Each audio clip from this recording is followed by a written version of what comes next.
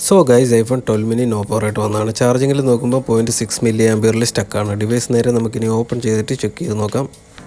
Device open ആയിട്ടുണ്ട്. Battery already ചേഞ്ചറാണ് കാണിക്കുന്നത്, അതുപോലെ തന്നെ ബൾജായിട്ട് കാണിക്കുന്നുണ്ട്.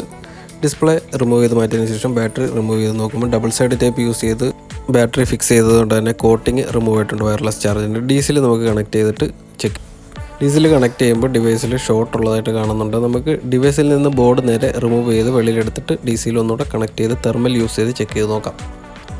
തെർമലിൽ ചെക്ക് ചെയ്യുമ്പോൾ ഡിവൈസിൽ ഈ ഒരു ഭാഗത്തായിട്ട് ഹീറ്റിംഗ് ഉണ്ട്, അതായത് ODACയുടെ ഭാഗമാണ് ഹീറ്റിംഗ് ആയിട്ട് കാണിക്കുന്നത്. അടുത്തായിട്ട് നമുക്ക് ബോർഡ് ലെയർ സെപ്പറേറ്റ് ചെയ്തതിന് ശേഷം ചെക്ക് ചെയ്ത് നോക്കണം. ബോർഡ് ലെയർ സെപ്പറേറ്റ് ചെയ്ത് DC കണക്ട് ചെയ്ത് തെർമൽ യൂസ് ചെയ്ത് നോക്കുമ്പോൾ ODAC ഹീറ്റ് ആകുന്നതായിട്ട് കാണിക്കുന്നുണ്ട്. ഇതിൽ ODAC ആണ് ഇപ്പോൾ കംപ്ലൈൻ്റ് ആയിട്ടുള്ളത്. ODAC കംപ്ലൈൻ്റ് ആയതുകൊണ്ടാണ് ഡിവൈസ് നോ പവറിലേക്ക് പോയത്. നമുക്കപ്പോൾ കംപ്ലൈൻ്റ് ആയ ODAC റിമൂവ് ചെയ്തതിന് ശേഷം നല്ല രീതിക്ക് ക്ലീൻ ചെയ്തിട്ട് ബോർഡിലെ കംപ്ലൈൻറ്റ് സോൾവ് ആയിട്ടുണ്ടോ എന്ന് ചെക്ക് ചെയ്ത് നോക്കാം.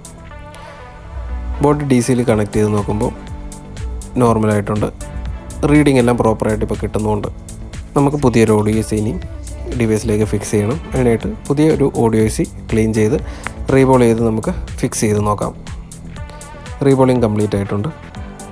നമുക്ക് ODAC നേരെ ബോർഡിലേക്ക് ഫിക്സ് ചെയ്യാം.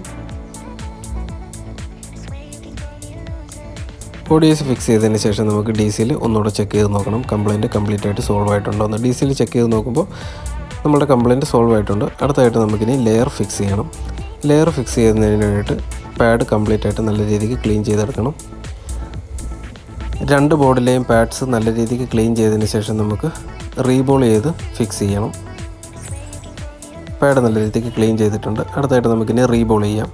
റീബോളിങ് സ്റ്റെൻസിൽ യൂസ് ചെയ്തിട്ട് നല്ല രീതിക്ക് റീബോൾ ചെയ്തെടുത്തതിന് ശേഷം നമുക്ക് ബോൾസ് ഫസ്റ്റ് ഫിക്സ് ചെയ്യണം. ഹീറ്റിംഗ് പ്ലാറ്റ്ഫോമിൽ യൂസ് ചെയ്തിട്ട് ബോൾസ് ഫിക്സ് ചെയ്യാം.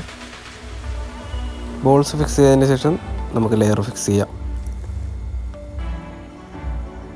നമ്മുടെ വർക്ക് ഇപ്പം കംപ്ലീറ്റ് ആയിട്ടുണ്ട്. നമുക്ക് ഡിവൈസിലേക്ക് ബോർഡ് വെച്ചതിന് ശേഷം ക്ലോസ് ചെയ്ത് ചെക്ക് ചെയ്ത് നോക്കാം. ചാർജ് കുത്തിയിടുമ്പോൾ ആപ്പിൾ ലോഗോ വന്നിട്ടുണ്ട്. ഡിവൈസ് ഓണായി വന്നിട്ടുണ്ട്. നമ്മുടെ കംപ്ലൈൻറ്റ് ഇപ്പോൾ സോൾവ് ആയിട്ടുണ്ട്.